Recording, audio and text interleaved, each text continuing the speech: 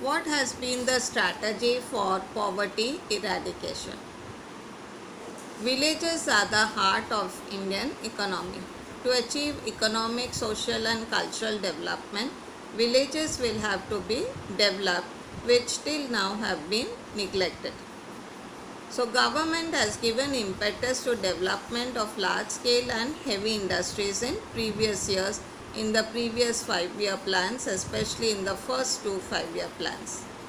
Later on, government has realized that unless the villages develop, the country as a whole will not develop. In later years, green revolution and implementation of land reforms have led to increase in agricultural production. Employment opportunities also have increased and thereby income has also increased. However, there is unequal distribution of income and wealth leading to disparity between the rich and the poor.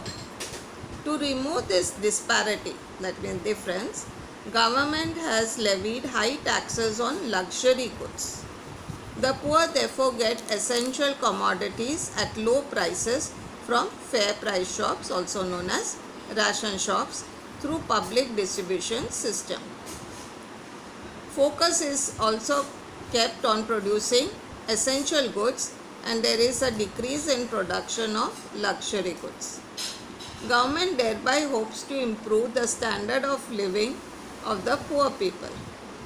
The government therefore implemented in agriculture the Land Tenancy Act and the Land Ceiling Act in order to improve the agricultural sector.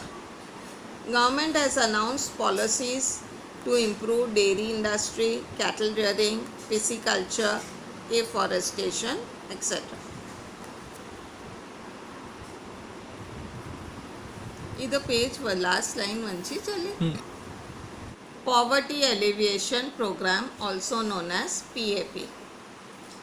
The strategies undertaken by government that we discussed earlier are broad-based generalized efforts by the government to reduce poverty. Poverty alleviation programs are specific programs that the government has undertaken in order to reduce poverty in rural as well as urban areas so that the rural and urban poor would benefit from welfare schemes.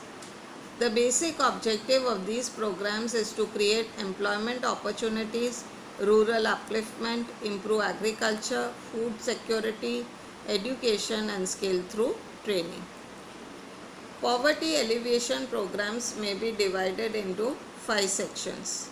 First, wage-based employment program. Second, self-employment program. Third, programs related to food security. Fourth, programs related to social safety. Fifth, programs of alleviation of poverty in urban areas. Major objective of these programs is to generate employment so that income is earned and the condition of poor people improves.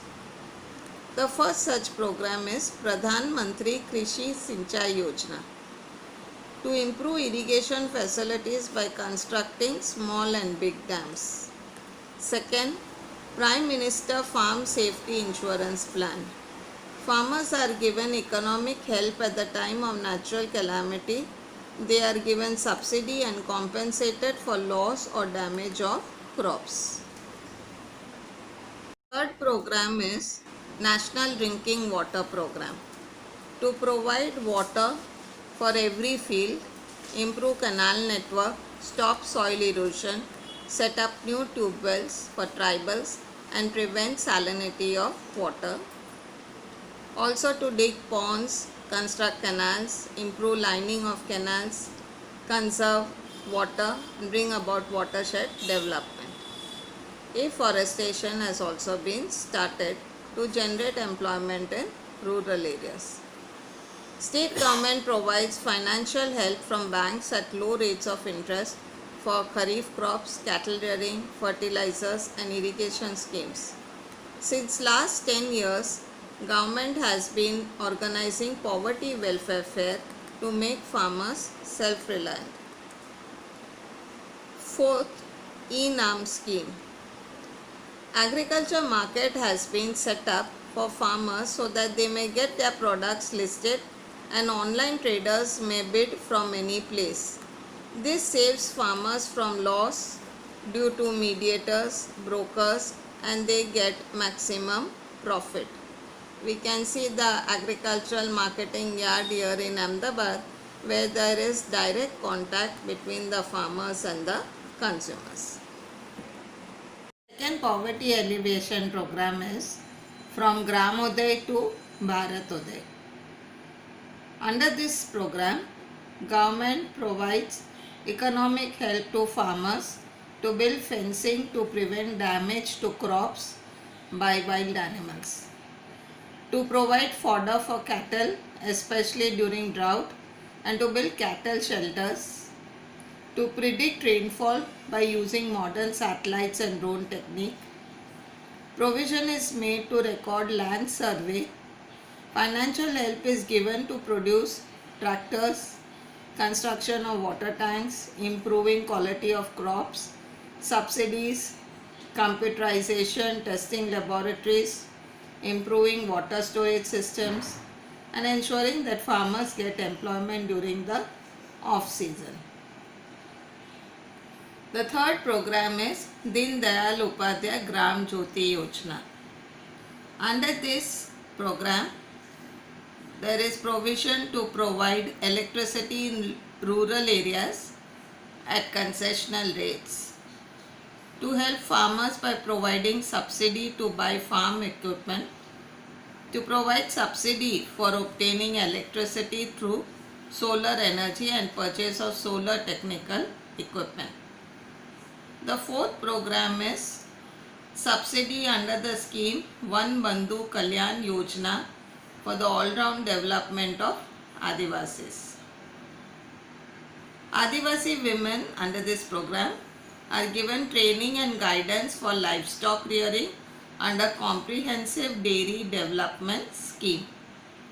Help is provided for grading and packing produce, setting up pavilions, and undertake organic farming. Samras hostels and smart ashrams are also established under this program. The fifth one is encouragement to organic farming. Under this program, farmers are helped to register, payment of fees is done, purchase of farm products, arrangement for training and education of farmers, finance is given at low rates. They are helped to set up proper market and reduce expenditure in agriculture, and environmental protection are some of the major objectives of this program.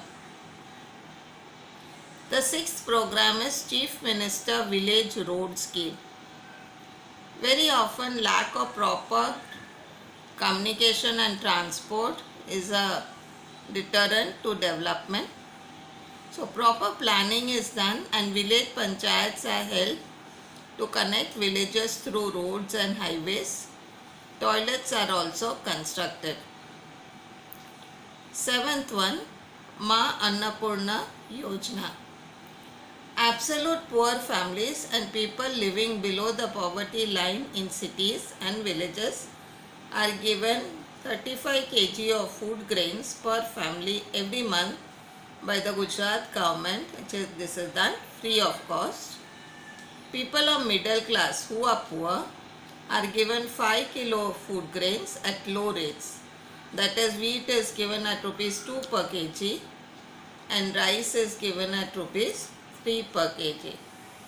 A total of 3.82 crore people are covered under this scheme and they have benefited from food security. Eighth program, Sansad Adarsh Gram Yojana. Under this program, effort is made to stop migration of people from villages to cities so that there will not be a burden on the city infrastructure. Members of Parliament improve health, education and employment facilities in a village adopted by them in their constituency. Thereby they can create an ideal village, and this will help the villagers to remain in their own villages. Rural upliftment, taking care of cultural heritage, and increase in human development are also some of the features of this program. The ninth program, known as Mahatma Gandhi National Rural Employment Guarantee Act. In your textbook, it is printed as Manrega, but it should be MGNREGA.